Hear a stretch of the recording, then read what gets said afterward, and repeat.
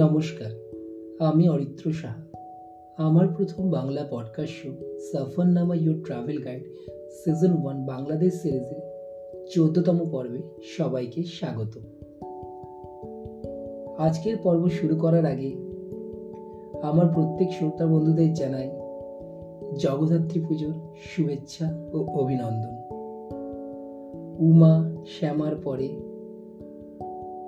উমার আরেকটি রূপ পূজিতা হন আমাদের এই বাংলায়। সেই রূপের নাম মা জগদ্ধাত্রী। তার বন্দনায় আজ গোটা বাংলা মেতে রয়েছে। তো তাই প্রত্যেক শ্রোতা বন্ধুদের শুভেচ্ছা ও অভিনন্দন। সফরনামার প্রতিটি পর্বে থাকবে, আমি বলেছিলাম,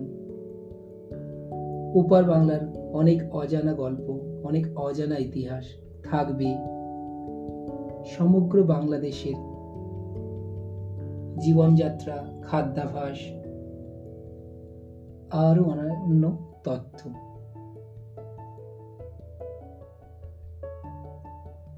আমি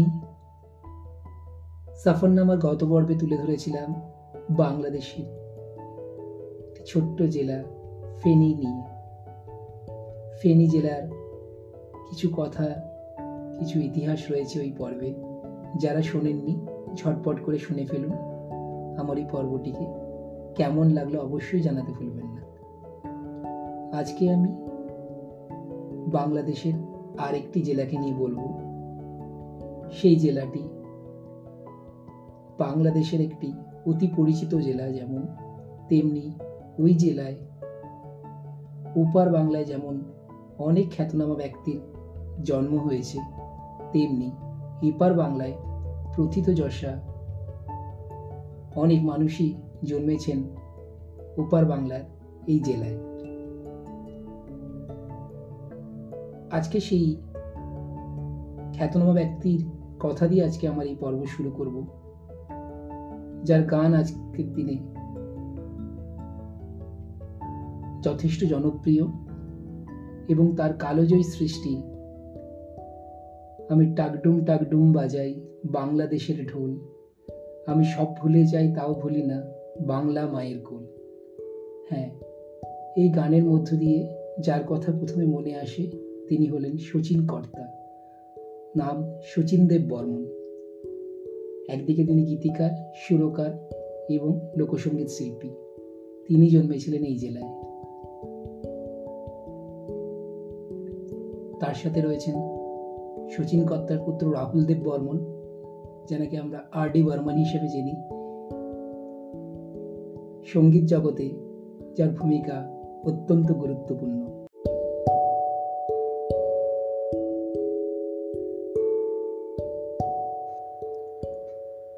জন্মেছিলেন কবি, ঔপন্যাসিক, প্রাবন্ধিক, কল্পকার এবং নাট্যকার স্বনামধন্য বুদ্ধদেব বসু। বৌদ্ধ পণ্ডিত, দার্শনিক, তৎকালীন ঐতিহাসিক নালন্দা মহাবিদ্যালয়ের অধ্যক্ষ শিলভদ্র জন্মেছিলেন এই জেলায়। বাংলা চলচ্চিত্র জগতের খ্যাতনামা অভিনেতা চিন্ময় রায় ও অভিনেত্রী সাবিত্রী চট্টোপাধ্যায়ের জন্ম ওপার বাংলার এই জেলায়। আজকে আমি যে জেলার গল্প বলবো সেই জেলাটির নাম হলো কুমিল্লা। বাংলাদেশের 64টি জেলার মধ্যে আরো একটি জেলা হলো এই কুমিল্লা। আপনারা শুনছেন Safarnama your travel guide season 1 Bangladesh সিরিজের 14তম পর্ব। সাথে রয়েছি আমি অরিত্র। আপনারা শুনছেন Safarnama your travel guide season 1 Bangladesh সিরিজের 14তম পর্ব। সাথে রয়েছি আমি অরিত্র। কুমিল্লা বাংলাদেশের দক্ষিণ পূর্ব প্রান্তে অবস্থিত একটি মহানগরী। নগরীর পাশেই রয়েছে গোমতী নদী। প্রাচীন বাংলার শহরগুলোর মধ্যে কুমিল্লা ছিল অন্যতম। এছাড়াও কুমিল্লা শহর একসময় ত্রিপুরা রাজ্যের রাজধানী ছিল।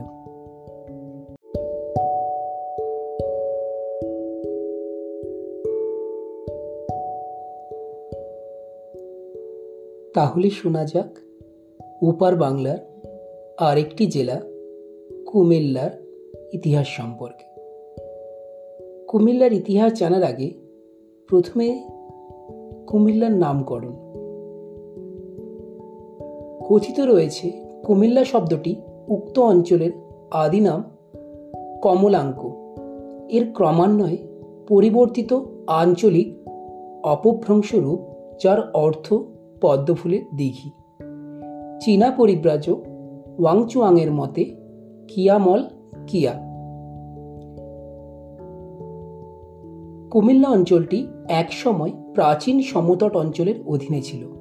পরবর্তীকালে এটি ত্রিপুরা রাজ্যের সাথে যোগ দেয়।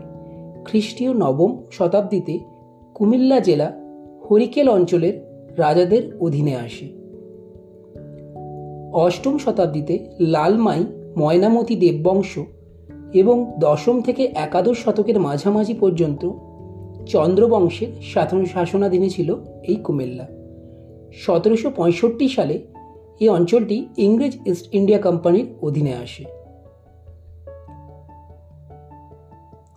1769 সালে রাজস্ব আদায়ের সুবিধার্থে কোম্পানি একজন তত্ত্বাবধায়ক নিয়োগ করে। তখন ঢাকা প্রদেশের অন্তর্গত ছিল কুমিল্লা। কুমিল্লাকে 1776 সালে কালেক্টরের অধীনস্থ করা হয়। 1790 সালে কোম্পানির শাসনামলে ত্রিপুরা নামের জেলা সৃষ্টি করা হয়। তৎকালে বর্তমান কুমিল্লা, চাঁদপুর, ব্রাহ্মণবাড়িয়া, নোয়াখালী, লক্ষ্মীপুর, ফেনী, শাহবাজপুর, হাতিয়া, ত্রিপুরার কিছু অংশ, চট্টগ্রামের সন্দ্বীপ ও মিরসরাই নিয়ে সমতল অঞ্চল নিয়ে ত্রিপুরা জেলা ও পার্বত্য অঞ্চল নিয়ে পার্বত্য ত্রিপুরা নামে ভাগ করা হয়। এই জেলার সদর দপ্তর স্থাপিত হয় কুমিল্লায়। 1821 সালে ত্রিপুরা জেলাকে ভাগ করে বর্তমান নোয়াখালী, ফেনী, লক্ষ্মীপুর নিয়ে ভুলুয়া জেলা গঠিত হয়, যা পরবর্তীতে নোয়াখালী নামকরণ করা হয়।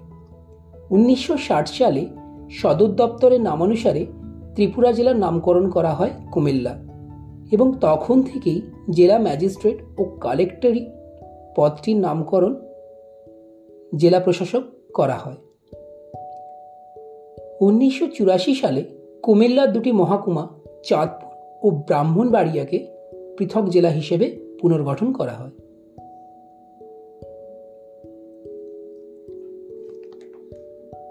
কুমিল্লার ঐতিহাসিক ঘটনার মধ্যে ত্রিপুরা রাজার বিরুদ্ধে তৎকালীন কৃষক আন্দোলনের শমশের গাজীর যে নেতৃত্ব তা উল্লেখযোগ্য। সাধারণ কৃষক পরিবারে জন্মগ্রহণ করেও শমশের গাজী সম্পূর্ণ চাকলা রওশনাবাদ অঞ্চলের শাসক হয়েছিলেন, যা পরবর্তীকালে দক্ষিণ কুমিল্লা থেকে উত্তর নোয়াখালী পর্যন্ত বিস্তৃত হয়। একসময় তিনি জন্মগ্রহণ করেন এক দারিদ্র কৃষক পরিবারে। পরবর্তীকালে তিনি নিজামপুর সহ বিশাল পরগনা জয় করেন। 1905 সালে বঙ্গভঙ্গের সময় কুমিল্লা শহরে গুলিবর্ষণে একজন মুসলিম নিহত হলে পুরো কুমিল্লা জুড়ে সাম্প্রদায়িক উত্তেজনা বিস্তৃত হয়। 1921 সালের 21শে নভেম্বর দেশব্যাপী হরতাল পালনের মাধ্যমে প্রস্তুতি গ্রহণ শুরু হয়। সেই সময়ে এখানে কাজী নজরুল ইসলাম দেশাত্মবোধক গান রচনা করেন এবং প্রিন্স অফ ওয়েলসের ভারত সফরের বিরুদ্ধে জনমত গড়ে তোলেন।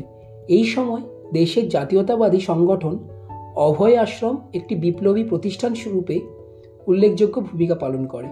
রবীন্দ্রনাথ ঠাকুর ও মহাত্মা গান্ধী এই সময় কুমিল্লা সফর করেন।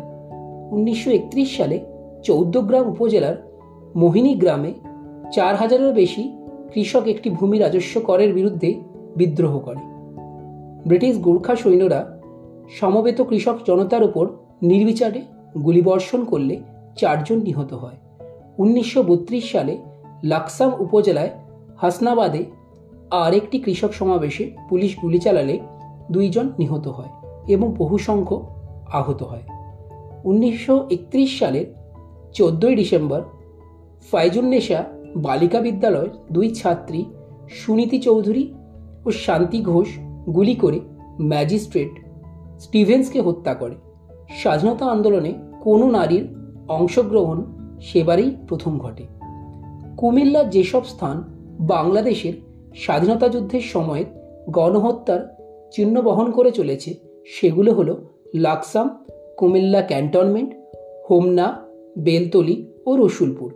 এছাড়াও বেতিয়ারা, মুজাফফরগঞ্জ, নাগারিপাড়া ক্যান্টনমেন্ট, কৃষ্ণপুর, ধনঞ্জয়, দিলাবাদ ও লাকসাম বিডি ফ্যাক্টরি এলাকায় গণকবরও পাওয়া গেছে। Comilla Victoria college, Betiara, police line, cantonment, Laksam, polytechnic institution এবং হারাতলিতেও শহীদদের উদ্দেশ্যে কিন্তু নির্মিত হয় স্মৃতিসৌধ। এছাড়া যুদ্ধের সময় বহু মুক্তিযোদ্ধাকে ধরে এনে চৌদ্দগ্রাম হরিশ্চর ব্রিজের উপর নৃশংসভাবে হত্যা করা হয়। অনেক মুক্তিযোদ্ধাকে বস্তার ভেতর ভরে বস্তার মুখ বন্ধ করে ব্রিজের ওপর থেকে খালের জলে ফেলে দেওয়া হয়। তাদের একজনও বাঁচতে পারেননি। কুমিল্লার নাঙ্গলকোট থানায় চেহরিয়া গ্রামের মুক্তিযোদ্ধা ডক্টর লুৎফর রহমানের বাড়ি থেকে দুজন মুক্তিযোদ্ধাকে ধরে নিয়ে যায় রাজাকাররা। তাদের একজন পালাতে সক্ষম হলেও আরেকজনকে নৃশংসভাবে হত্যা করে এই রাজাকার বাহিনী। কুমিল্লার ঐতিহাসিক ঘটনা বলতে গেলে এই ছিল কুমিল্লার এক গুরুত্বপূর্ণ ঐতিহাসিক ঘটনা, তার সাথে কিছু সমসাময়িক ঐতিহাসিক ঘটনা যা কুমিল্লা শহরকে এক আলাদা জায়গা দিয়েছে। আজ এটুকুই। আগামী পর্বে থাকবে এই জেলার আরও অনেক অজানা কাহিনী নিয়ে। আমার এতগুলো পর্বকে এতটা ভালোবাসা দেওয়ার জন্য সকল শ্রোতা বন্ধুদের জানাই অসংখ্য ধন্যবাদ। এই পর্ব কেমন লাগলো অবশ্যই জানাতে ভুলবেন না। পরিবার, প্রিয়জন, বন্ধুবান্ধবদের সাথে আমার এই পডকাস্টটিকে শেয়ার করুন। রেটিং, রিভিউ দিতে অবশ্যই ভুলবেন না। সাবস্ক্রাইব, ফলো করে রাখুন যাতে নতুন এপিসোড আসলে আপনারা সঙ্গে সঙ্গেই শুনতে পারেন। দীর্ঘ একটা সপ্তাহের পর আমার এই 14তম পর্ব এসেছে। কিছু যান্ত্রিক সমস্যা থাকায় আমি অত্যন্ত দুঃখিত। আপনাদের ভালোবাসা আমার পথ চলার জন্য একান্তই কাম্য। সবাই সুস্থ থাকুন, ভালো থাকুন। ধন্যবাদ।